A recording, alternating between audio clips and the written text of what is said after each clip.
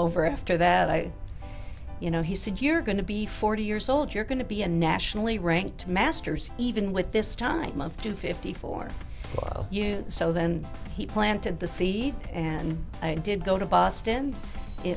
I qualified for Boston. I went to Boston, and it wasn't my last marathon.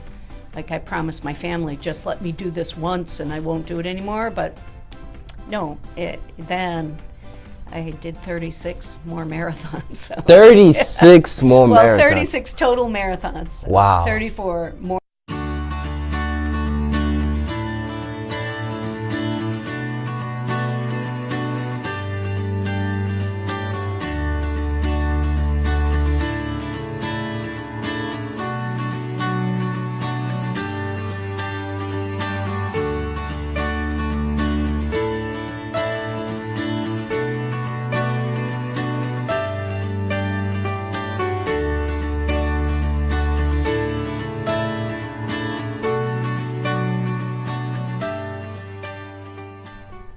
Welcome to Unlimited Power, where we aim to spark the greatness that you have within you.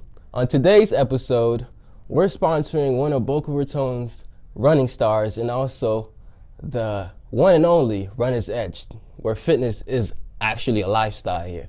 So today we have Carol Virga on the show, and she will be discussing a lot about how she started this store and what exactly she does as the owner and her entire journey, pretty much. Well, now I'm 66 years old, so I'm not quite the runner that I used to be. I'm the mother of 5 children, and I managed to qualify for the Olympic trials in the marathon distance while I was raising those 5 children. Right. So pretty much I believe that anything you want to do, you can achieve. And there's really no excuses. If you want to do it, it's within your ability to accomplish it. That's great. So when did you start running? When was the first time you really started running? Well, I had given birth to my 4th child, and I was 32 years old. And I thought that I was a little out of shape and a little heavy. I had been a PE instructor, but I felt like I was getting a little frumpy, and a friend of mine was a runner, and he said he had run a sub 2:30 marathon. Wow. And he said, why don't you run? He eventually became my coach. Wow. And coached me to the Olympic trials. But he said, oh, you just go out, run around your neighborhood. And I had 4 children at that time, and so I invented some pretty creative ways to go out and run in my neighborhood and not leave my kids unattended.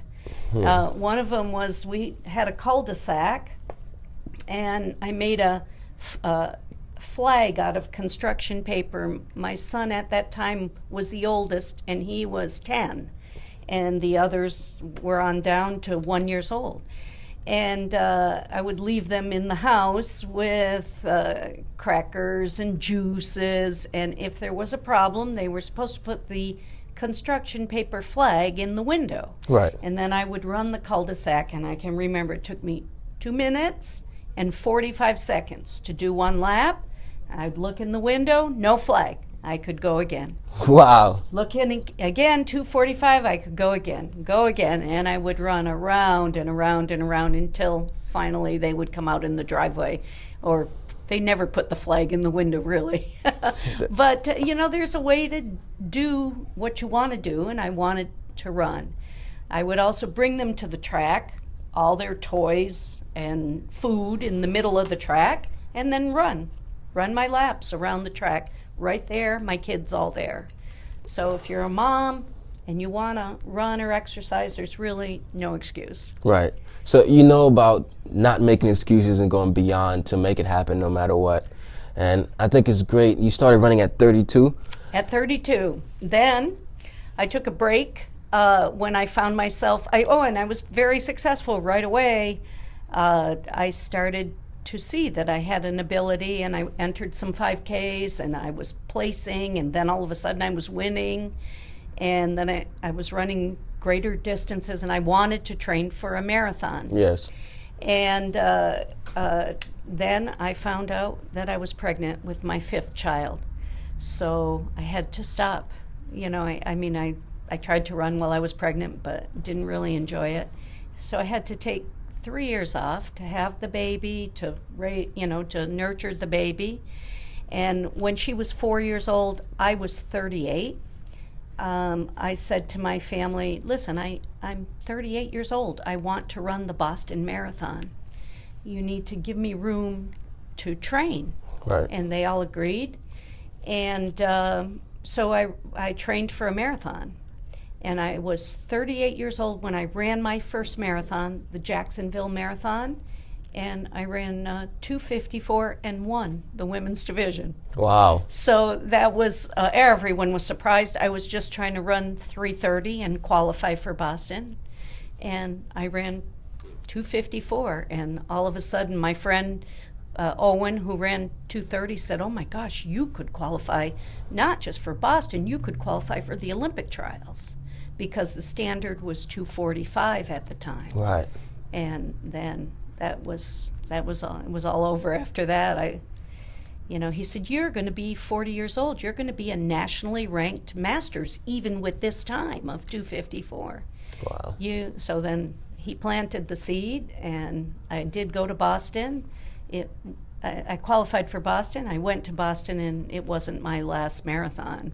Like I promised my family, just let me do this once, and I won't do it anymore. But no, then I did 36 more marathons. So. 36 more well, marathons. 36 total marathons. Wow. 34 more marathons after that. That's amazing. So there's 36 times. How long is a marathon? 26.2 miles. 26.2 miles. So let's round that to 25. All right. I don't know let's if you do could the math. But that's just the running of the marathons. Wow. How much training does that involve to prepare for that? Right. It's the training that's involved in preparing for that is a huge number. I would bet that you were like really strong-minded at the time, because a marathon is so long that it's all up here. It's ran with the mind. So where did you find that motivation and that strength to always like practice hard and keep going and make that dramatic? I as an older person now, I ask myself that, because sometimes I don't feel so that desire to really have to do something and achieve it. When you get older, everything becomes, you'll find out in many, many years, but it doesn't become so important anymore. But it was so important to me at that time, first to run the Boston Marathon, then to qualify for the Olympic trials, which I just dedicated myself to, and it took 2 years for me to get the qualifying time.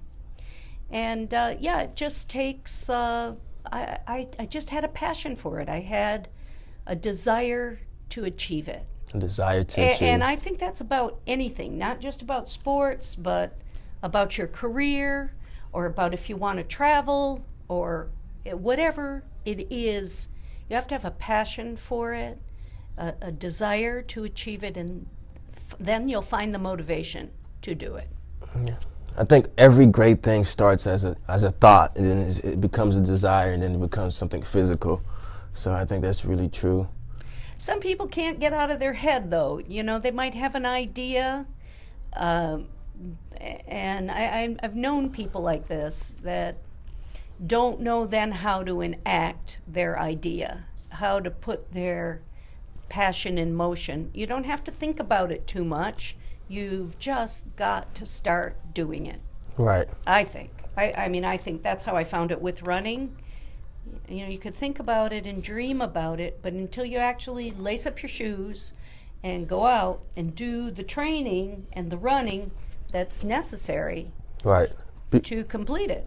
Because I feel like your mind is only going to convince you otherwise. Your mind's going to be like, 26 miles, bro? No, we can't do it. Yeah. So... Or even with the beginners we see now, now I coach beginners, people who come and say, boy, I'd like to run 3 miles. If they just can't understand how they could possibly get up out of their chair and run 3 miles, it starts with that first step. Right. Every journey starts with that first step. And I tell them, just don't even put your watch on. Say, I'm going to be out for 15 minutes and I'm going to walk, jog for 15 minutes. Just start. Yeah. Start. Well, don't forget, I think the first step should be them stepping into the store and getting the right shoes. We've had so a lot the of, next steps could be better. Yeah, I mean, a lot of people have taken their first step from here. That's for sure. And definitely. Yeah, thank you. I think, let's talk more about Runner's Edge. I started working here a few months ago, and I just really like the store and how everyone comes here and just really into running. This is the one place, because my thing is I believe that fitness is a lifestyle, and this is the one place that I see that it's happening. And people are just, it's like a little social club. People come here, they want to buy their shoes, but then they want to run the races. So like they're very into running. It's like something that people are really passionate about. How did you really build that culture within the company that you made it so that it becomes more than just a shoe store? It's just like the running spot. How did that happen? Well, runners are kind of obsessive people.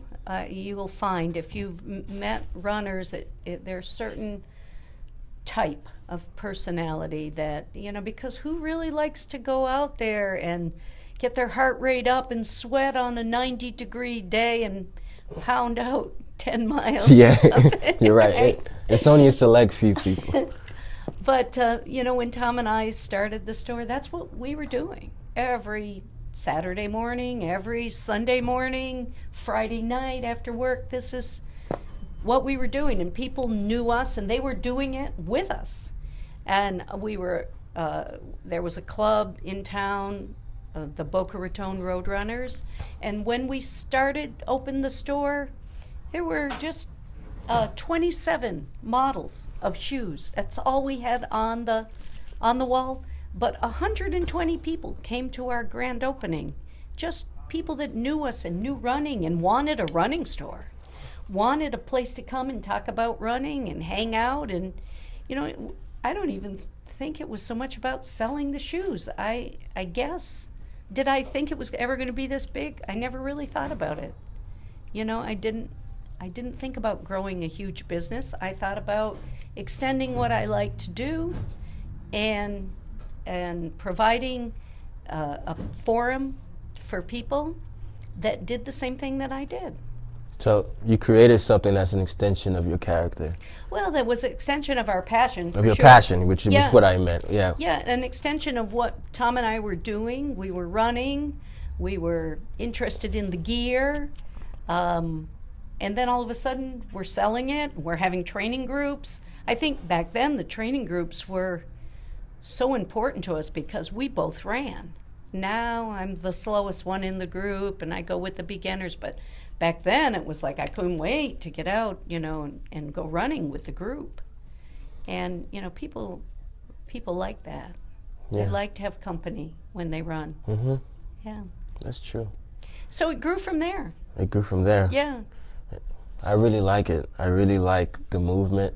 And I feel like this is the blueprint for any successful businesses that's really coming up. It's about finding the right passion, because there are some running stores who don't know anything about running. The people who work there are not runners themselves, so they're not staying true to the lifestyle per se. Not that it should, but because there's so many different options, it's like you have to be real. And I think that like your story is an indication of how you should really go about if you wanted to start a business. Let's say you were watching right now and you wanted to start a company or something new.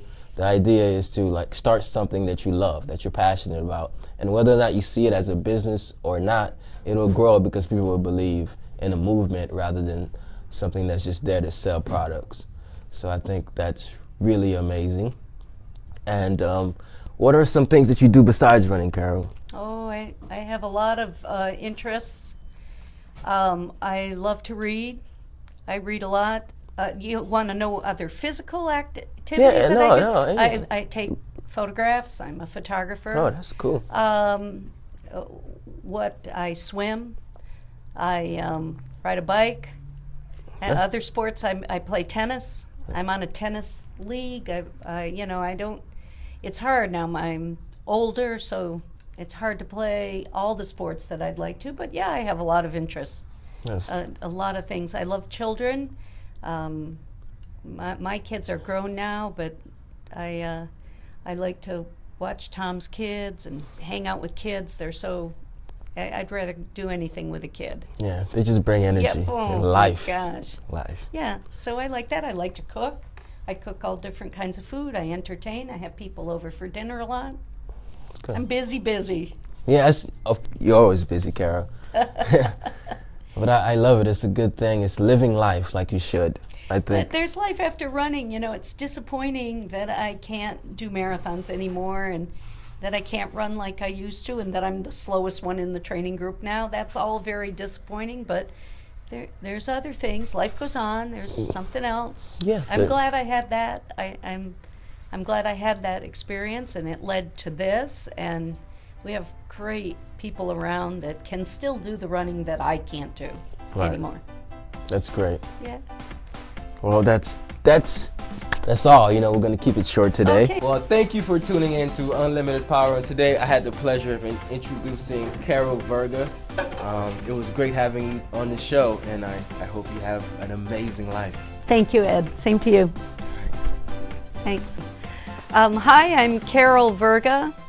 I'm one of the owners of the Runner's Edge. My partner is Tom Vladimir. We started the Runner's Edge in 1996, so we're in our 22nd year of business on Federal Highway in Boca. Our specialty is fitting people for running shoes, particularly, to analyze your gait and the way your foot is, so that we can get you in the proper running shoes so you'll be able to enjoy and participate in the sport of running. We also sell running gear. We have a tennis shop here too, Tennis Anyone, and we sell tennis rackets and tennis gear.